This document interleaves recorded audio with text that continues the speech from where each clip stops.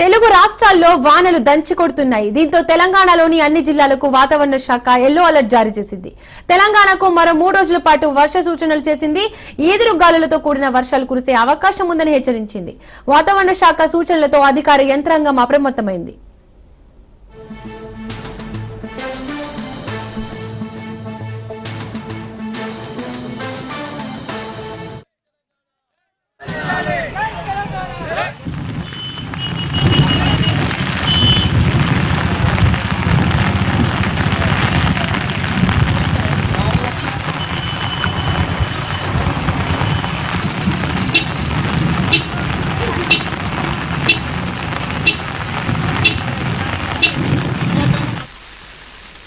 మరోవైపు ఏపీలోని కోస్తా రాయలసీమలో పలుచోట్ల భారీ వర్షాలు కురుస్తున్నాయి. ఉరుములు మెరుపులతో కూడిన వర్షాలు దంచి కొడుతున్నాయి.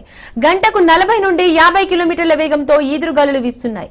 గత కొన్ని రోజులుగా ఏపీలోని పలు జిల్లాల్లో వర్షాలు కురుస్తూనే ఉన్నాయి. దీంతో ప్రజలు తీవ్ర ఇబ్బందులు ఎదుర్కొంటున్నారు.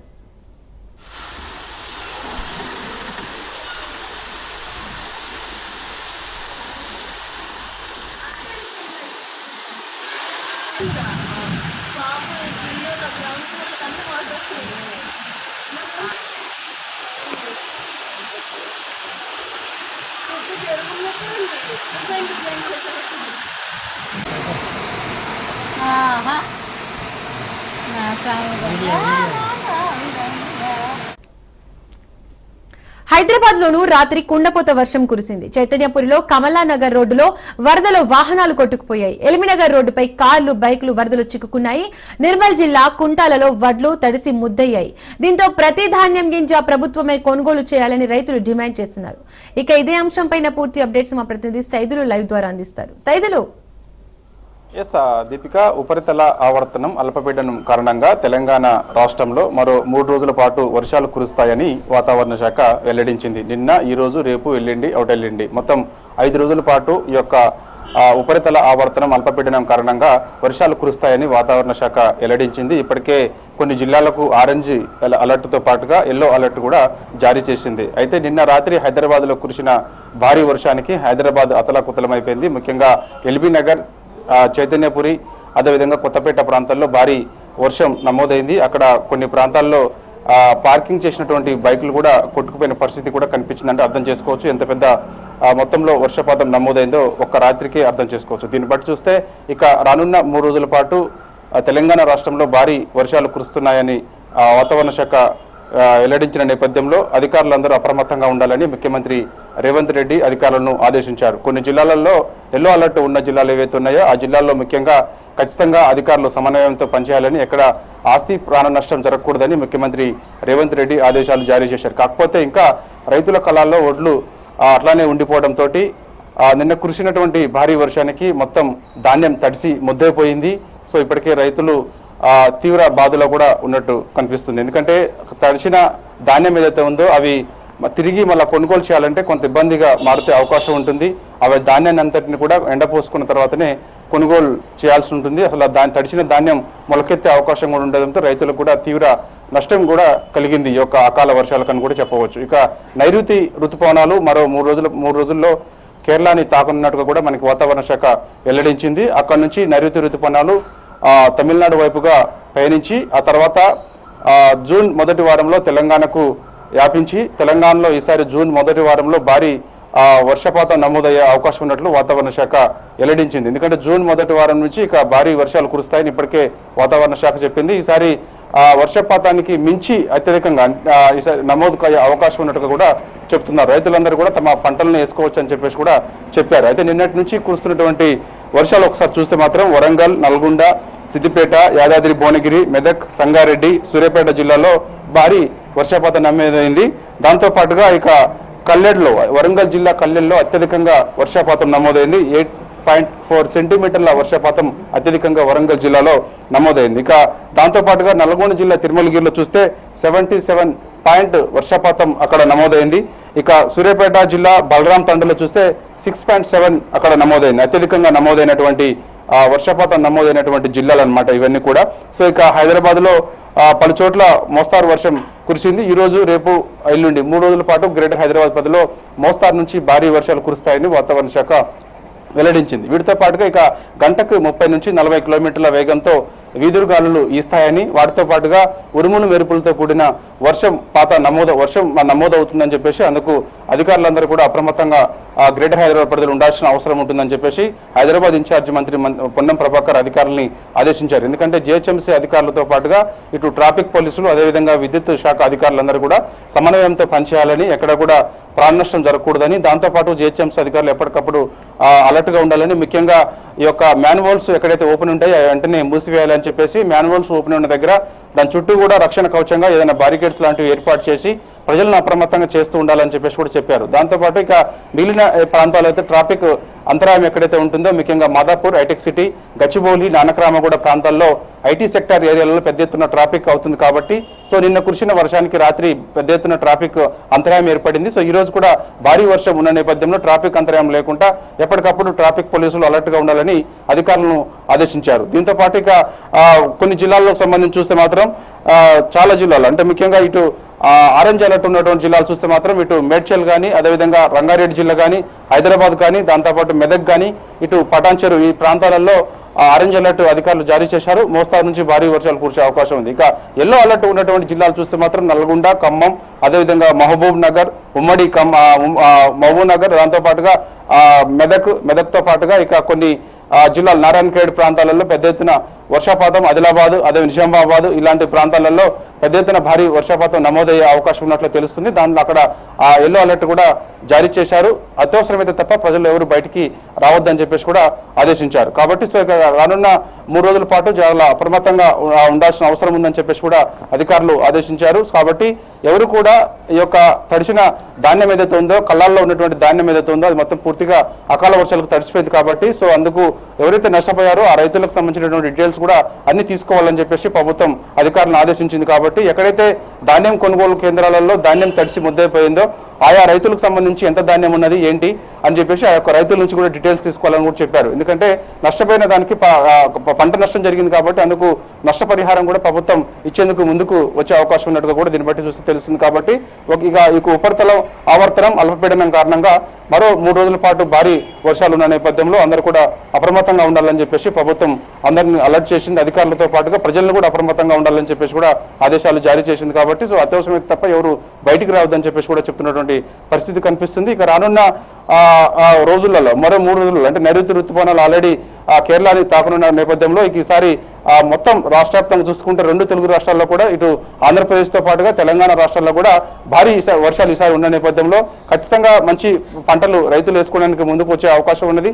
దాంతో పాటుగా ఇక ఇప్పటికే మనం కొన్ని ప్లేసులలో ఇటు నాగార్జున సాగర్, శ్రీశైలం, అదేవిధంగా కొన్ని మన నారాయణపూర్ యొక్క ప్రాజెక్టులన్నీ కూడా పూర్తిగా నిండే అవకాశం ఉన్నది.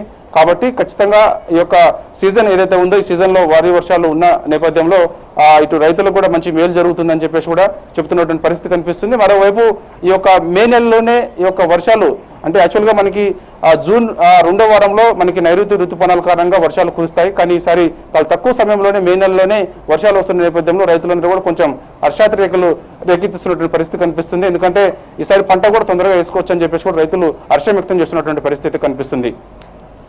ఇక ఏపీలో కురిసిన వర్షాలకు సంబంధించి మరింత సమాచారాన్ని మా ప్రతినిధి సూర్యప్రకాష్ అందిస్తారు. సూర్యప్రకాష్,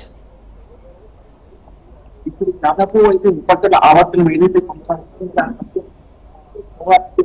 ప్రాంతాలకి ఆనుకూలంగా అయితే తీరం పరిసర ప్రాంతాల్లో కూడా ఈ అల్పపీడనం ఏర్పడడంతో దాదాపు తమిళనాడు, ఆంధ్రప్రదేశ్, తెలుగు రాష్ట్రాలు, తెలంగాణలో పాటు ఈ యొక్క 3 ప్రాంతాల్లో కూడా భారీ ఎత్తున వర్షాలు కురుస్తున్న పరిస్థితి ఏర్పడుతుంది. ముఖ్యంగా అల్లూరు జిల్లా, అనకాపల్లి జిల్లా, విశాఖపట్నం ఈ యొక్క 3 ప్రాంతాల్లో కూడా భారీ ఎత్తున వర్షాలు అయితే కురుస్తున్నాయి. గత 4 రోజులకి ఈ యొక్క వర్షాలు కురవడంతో అయితే దాదాపు రోడ్లన్నీ జలమయంగా మారిన దృశ్యాలు అయితే మనకు నిత్యం కనిపిస్తూ ఉన్నాయి. అలానే ఈ రోజు, రేపు, ఎల్లుండి ఈ 3 రోజులు కూడా రాయలసీమ అలానే ఉత్తర కోస్తా ఈ యొక్క ప్రాంతాల్లో భారీ ఎత్తున వర్షాలు కురుస్తాయని అయితే వాతావరణ శాఖ అధికారులు అయితే మనకు తెలియజేస్తున్నారు.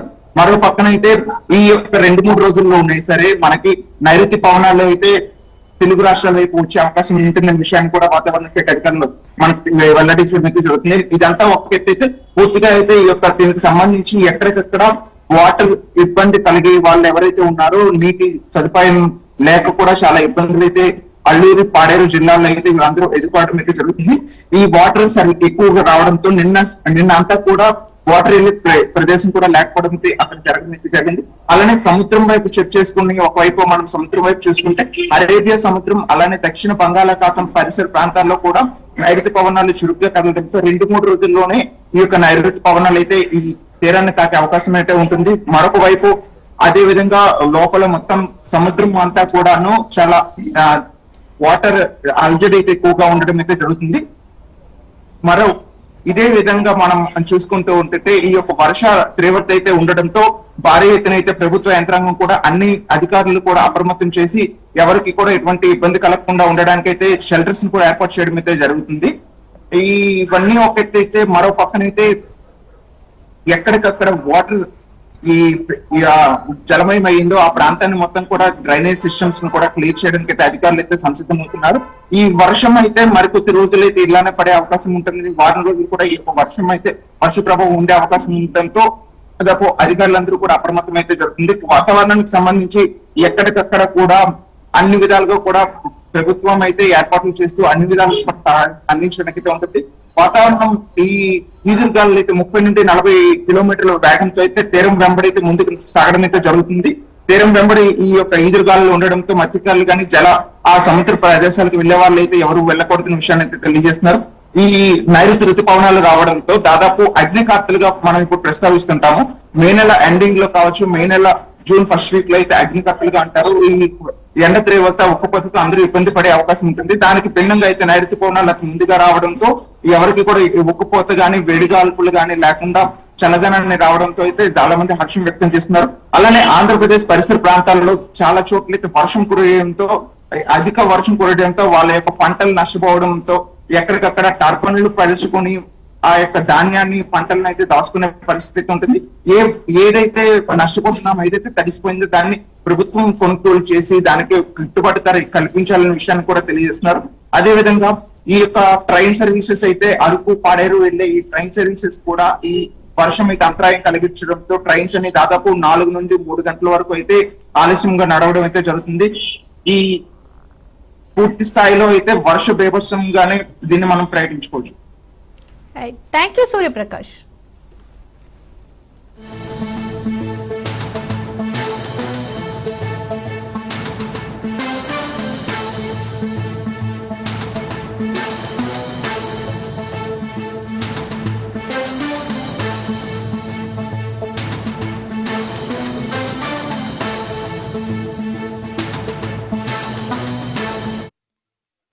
పట్ల కాంగ్రెస్ ప్రభుత్వం ఏదైతే నిర్లక్ష్య వైఖరి చేస్తుందో, ముఖ్యంగా వరి రైతుల వడ్ల కొనుగోలులో జాప్యం చేస్తుందో, ఈ నైరుతి ఋతుపవనాలు వచ్చిన సమయం చూసుకొని కూడా మేము ఎన్నిసార్లు ప్రభుత్వాన్ని హెచ్చరించినా, మండలాధికారులని హెచ్చరించినా, విజ్ఞప్తులు పంపించినా పట్టించుకోకుండా కొనుగోళ్లు ప్రారంభం చేయకుండా ఎడతెరిపి లేకుండా కురుస్తున్న వర్షానికి వడ్లు తడిసిపోయి రైతులు ప్రాణాలు కోల్పోయే పరిస్థితి, రైతుకు గుండెపోటు వచ్చే పరిస్థితి వచ్చింది.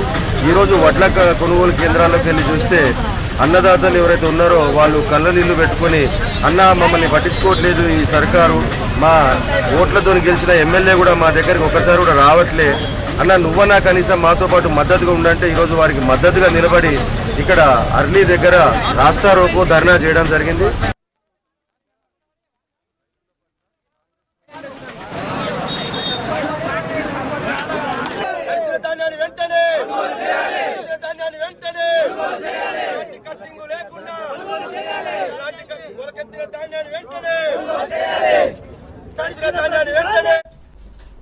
కాళేశ్వరం సరస్వతి పుష్కరాలకు రెయిన్ ఎఫెక్ట్ పడింది. దీంతో పుష్కరాలకు భక్తుల సంఖ్య తగ్గింది.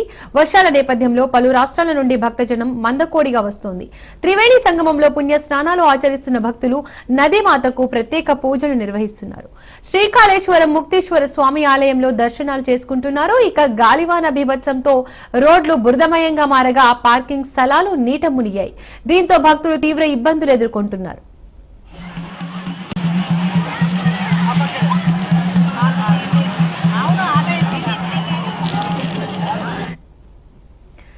కాళేశ్వరం సరస్వతి పుష్కరాలకు రెయిన్ ఎఫెక్ట్ పడింది. దీంతో పురస్కారాలకు భక్తుల సంఖ్య తగ్గింది. వర్షాల నేపథ్యంలో పలు రాష్ట్రాల నుండి భక్తజనం మందకొడిగా వస్తోంది. త్రివేణి సంగమంలో పుణ్య స్నానాలు ఆచరిస్తున్న భక్తులు నదీమాతకు ప్రత్యేక పూజలు నిర్వహిస్తున్నారు. శ్రీకాళేశ్వర ముక్తేశ్వర స్వామి ఆలయంలో దర్శనాలు చేసుకుంటున్నారు.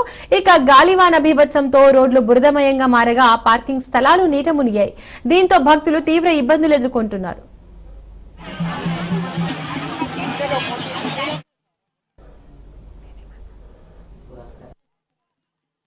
నుంచి 8కి వచ్చేసి చాలా బాగుంది.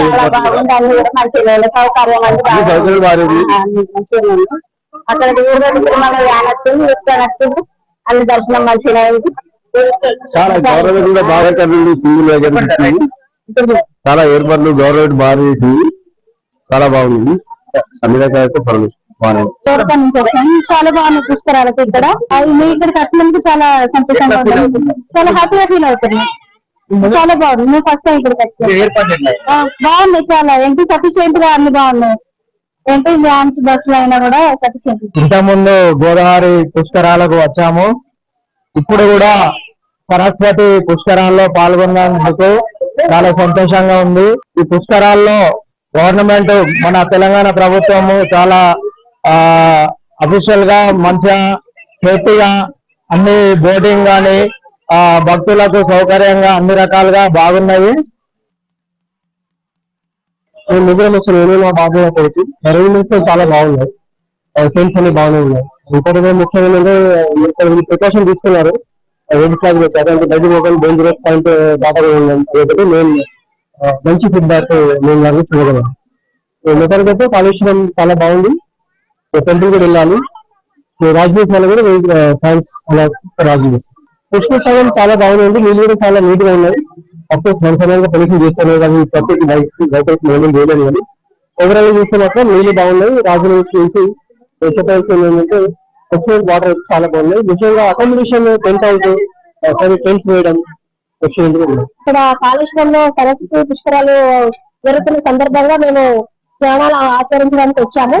ఇక్కడ వసతులన్నీ చాలా బాగున్నాయండి. చాలా పుష్కరంగా చాలా బాగుంది.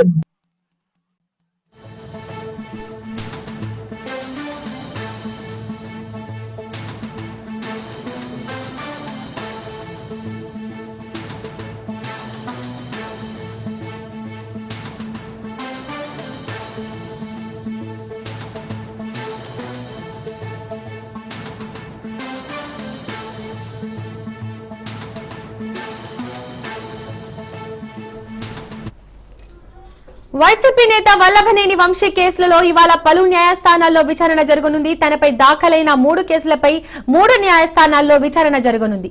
వల్లభనేని వంశీ కేసులపై ఇవాళ నూజివీడు కోర్టు విచారణ చేపట్టనుంది. వంశీ దాఖలు చేసిన బెయిల్ పిటిషన్ పై నూజివీడు కోర్టు తీర్పు ఇవ్వనుంది. అటు నకిలీ ఇళ్ల పట్టాల కేసులో బెయిల్ ఇవ్వాలన్న వంశీ పిటిషన్ పై తీర్పు వెలువరించనుంది.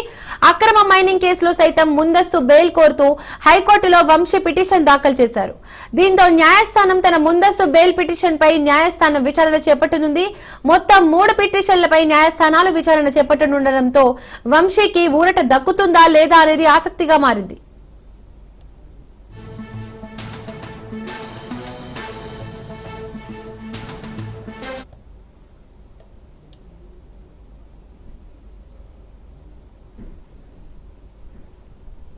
వైసీపీ నేత వల్లభనేని వంశీ కేసులలో ఇవాళ పలు న్యాయస్థానాల్లో విచారణ జరగనుంది. తనపై దాఖలైన 3 కేసులపై 3 న్యాయస్థానాల్లో విచారణ జరగనుంది. ఇక ఈ అంశానికి సంబంధించి మరిన్ని అప్డేట్స్ మా ప్రతినిధి శ్రీనివాస్ అందిస్తారు. శ్రీనివాస్, మాజీ ఎమ్మెల్యే వైఎస్ఆర్సీపీ నేత అయినటువంటి వల్లభనేని వంశీకి సంబంధించి ఈ రోజు 3 కేసులకు సంబంధించి తీర్పు వెలువడే అవకాశం కనిపిస్తా ఉంది.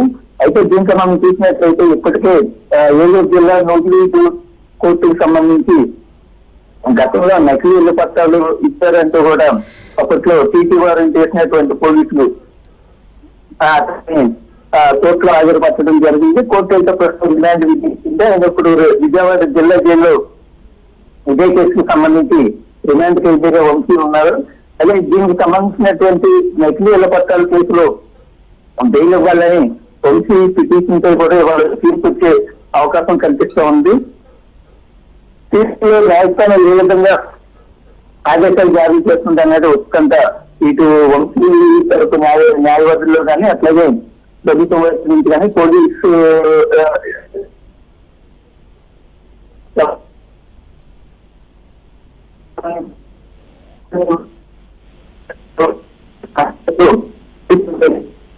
సంబంధించినటువంటి ఇప్పుడు చాలా కేసులు అయినటువంటి వంశీపై అనే కేసులు ఉండడం నేపథ్యంలో ఇప్పుడు మెటీరియల్ పట్టాల కేసుకి సంబంధించి రిమాండ్ ఖైదీగా ఉన్న నేపథ్యంలో అక్రమ మైనింగ్ కేసులో కూడా వంశీ ఇన్వాల్వ్మెంట్ ఉందని గతంలో సిపి వారు తీసుకోవడం జరిగింది. అయితే దీనికి సంబంధించి కావాలంటూ కూడా వంశీ హైకోర్టును ఆశ్రయించడం జరిగింది. అలాగే ఈ పిటిషన్ తో కూడా హైకోర్టు విచారణ జరగనుంది.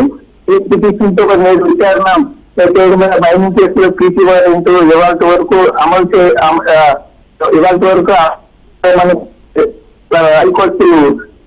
హైకోర్టుకి ప్రభుత్వం గతంలోనే తెలిసింది. అయితే ఈ హైకోర్టు ఆదేశాల మేరకు ఈ కేసుకి సంబంధించి ఇప్పటి వరకు కూడా అది పెండింగ్ లో పెట్టినట్టు తెలుస్తా ఉంది. అయితే దీనికి సంబంధించి ఈ రోజు మాత్రం ఇటు న్యూఢిల్లీ కోర్టులో కావచ్చు అట్లాగే హైకోర్టులో ఈ రెండు ఇష్యూస్ కి సంబంధించిన పిటిషన్ కోర్టు స్థాయిలో విచారణ జరిగే అవకాశాలు కనిపిస్తారని. మరోవైపు ఒకవేళ ఆల్రెడీ డిమాండ్ కలిపి న్యూఢిల్లీ కేసుకి సంబంధించి కోర్టు నకిలీల పట్టాలు పంపిణీ చేసినటువంటి కేసులో రిమాండ్ కలిగి ఉన్నటువంటి వంశీకి ఒకవేళ కనుక దీంట్లో అక్రమ మైనింగ్ కేసుకి సంబంధించి ముందస్తు బెయిల్ కనుక వస్తే మాత్రం ఖచ్చితంగా ఒక్క కేసు మాత్రమే వంశీతో పెండింగ్ ఉంటుంది. అయితే దీంతో కూడా న్యూఢిల్లీ కోర్టు ఏ విధంగా స్పందిస్తుంది అనేది కూడా చూడాల్సిన అవసరం అయితే ఉంది. దీటుగా right, thank you Srinivas.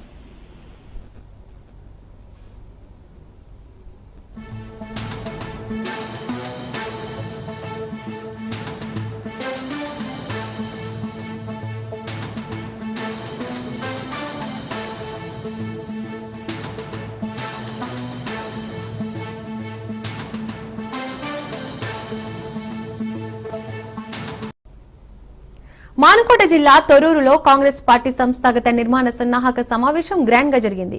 Palakurthi MLA యశస్విని రెడ్డి, మండల కాంగ్రెస్ ఇన్ఛార్జ్ ఝాన్సీ రాజేందర్ రెడ్డి, జిల్లా పరిశీలకులు రవళిరెడ్డి ఈ సమావేశంలో పాల్గొన్నారు. కాంగ్రెస్ నాయకత్వం నిస్వార్థంగా ప్రజల కోసం పనిచేస్తోందన్నారు ఎమ్మెల్యే యశస్విని రెడ్డి. ప్రతి కార్యకర్త పార్టీ బలోపేతానికి శక్తి మేరకు కృషి చేయాలన్నారు. తొర్రూరులో పార్టీని శక్తివంతంగా నిలబెట్టేందుకు గ్రామాల వారీగా ప్రణాళికలు రూపొందిస్తున్నామని ఝాన్సీరెడ్డి తెలిపారు. పార్టీ సిద్ధాంతాలను, ప్రభుత్వ పథకాలను ప్రజలకు చేరవేయడమే ధ్యేయంగా పనిచేస్తున్నట్లు చెప్పారు. సమన్వయంతో సమీకృతంగా పనిచేయడం ద్వారా పార్టీని తిరిగి బలోపేతం చేయవచ్చన్నారు జిల్లా పరిశీలకులు రవళిరెడ్డి. యువతకు ప్రాధాన్యం ఇస్తూనే అనుభవజ్ఞుల సహకారం తీసుకోవాలన్నారు. కాంగ్రెస్ పార్టీకి సమర్థవంతమైన నాయకత్వం ఉందని చెప్పారు. మేడం పైన గత ఎన్నికల ముందు కూడా వాడిందే ఇప్పుడు చెప్తాం, కొత్తగా వాళ్ళు చెప్పేది ఏం లేదు. రెండోది ఏంటంటే హత్య చేస్తారా దయాకర్ రావు అని చెప్పేసి అంటారు. హత్య రాజకీయాలు చేయడం దయాకర్ రావు కొత్త కాదు, తెలుసు. వర్ధనపేటలో ఉన్నప్పుడు గతంలో ఏం జరిగిందో వరంగల్ జిల్లాలో అందరికీ తెలుసు. ఆయన హత్య రాజకీయాలు ఎక్కువ ఉంటాయి. నాకు చీలుస్తాం లేకపోతే ఇంకోటి అని చెప్పేసి అంటాం. దయాకర్ రావు తాబేదారులు కాదు మేము అడిగేది. దయాకర్ అమ్మానండి దమ్ము ధైర్యం ఉంటే పాలకుర్తి నది పొట్టు మీద చర్చ పెడదాం. నువ్వు 15 సంవత్సరాలు ఈ నియోజకవర్గంలో ఎమ్మెల్యేగా మంత్రిగా ఉండి నువ్వు చేసిన అభివృద్ధి ఎంత, 18 నెలల కాలంలో మా ఎమ్మెల్యేగా చేసిన అభివృద్ధి ఎంత అనే దానిపైన చర్చ చేద్దాం. దమ్ము నీకు దమ్ము లేని మాటలు మాట్లాడి అనవసరమైనటువంటి మాటలు మాట్లాడి ఇదే తీసుకోవద్దని చెప్పేసి నేను చెప్పదలుచుకున్నాను. దాంతో కొంతమంది నాయకులు మాట్లాడారు ఓట్ల గురించి. సిగ్గు, శరం, ఇజ్జత్ ఏదైనా ఉంటే ఓట్ల గురించి మాట్లాడే హక్కు మీకు లేదు.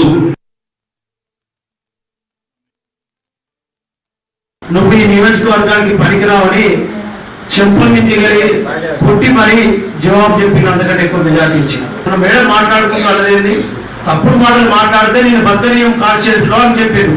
ఎస్ ఇవాళ చెప్తాను, దయాకర్ రావు నిన్ను కాన్షియస్ పక్కనిచ్చేది లేదు. నీలాంటి ప్రజా కంటకుల్ని పాలకుర్తి నియోజకవర్గంలో ఇంకా రాజకీయాలు చేస్తుంటే చూస్తూ ముప్పుడే లేదు, నిన్ను ప్రకటించేది లేదు. నువ్వు చేసిన అవినీతి చిట్టాలని తేలే వరకు నిన్ను ప్రకటించేది లేదు. కాంగ్రెస్ పార్టీ వాళ్ళు ఉడకలేస్తున్న కాంగ్రెస్ పార్టీలో కోవట్ రాజకీయాలు చేద్దామని ప్రయత్నం చేస్తున్న నిన్ను ప్రకటించేది లేదు. 10 సంవత్సరాలు 5 సంవత్సరాలు మంత్రిగా అడ్డగోలుగా దోసుకున్న నీ సొమ్మంగా నువ్వు కక్కే వరకు ఈ కాన్స్టిట్యూన్స్ లో నిన్ను బద్దరించేది లేదు. ఎలక్షన్ ముందు నువ్వు చెప్పిన మాటలన్నీ నిలబెట్టుకునే వరకు నేను ఈ కాన్స్టిట్యూన్స్ లో బద్దరించేది లేదు.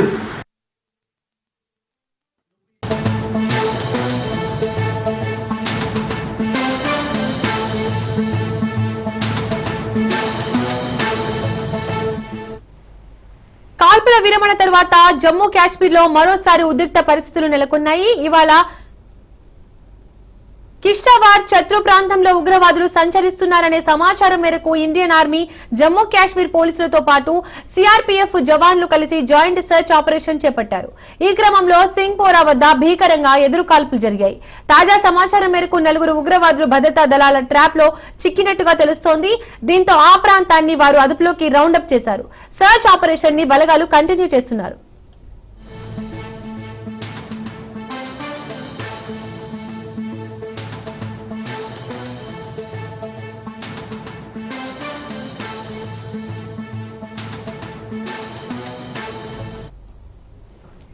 కాల్పుల విరమణ తర్వాత జమ్మూ కాశ్మీర్ లో మరోసారి ఉద్రిక్త పరిస్థితులు నెలకొన్నాయి. ఇవాళ కిష్టావార్ శత్రు ప్రాంతంలో ఉగ్రవాదులు సంచరిస్తున్నారనే సమాచారం మేరకు ఇండియన్ ఆర్మీ, జమ్మూ కాశ్మీర్ పోలీసులతో పాటు సిఆర్పీఎఫ్ జవాన్లు కలిసి జాయింట్ సెర్చ్ ఆపరేషన్ చేపట్టారు. ఈ క్రమంలో సింగ్పోరా వద్ద భీకరంగా ఎదురుకాల్పులు జరిగాయి. తాజా సమాచారం మేరకు 4 ఉగ్రవాదులు భద్రతా దళాల ట్రాప్ లో చిక్కినట్టుగా తెలుస్తోంది. దీంతో ఆ ప్రాంతాన్ని వారు అదుపులోకి తీసుకున్నారు. సెర్చ్ ఆపరేషన్ ని బలగాలు కంటిన్యూ చేస్తున్నాయి.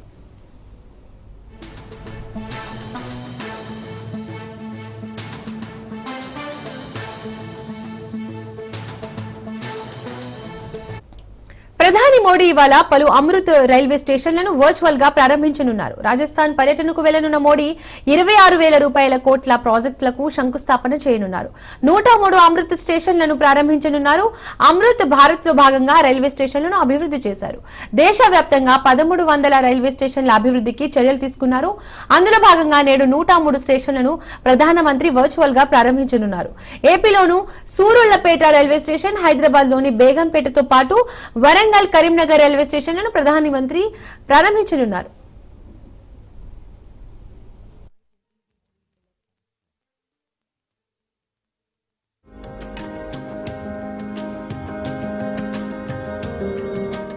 General Waiting Hall.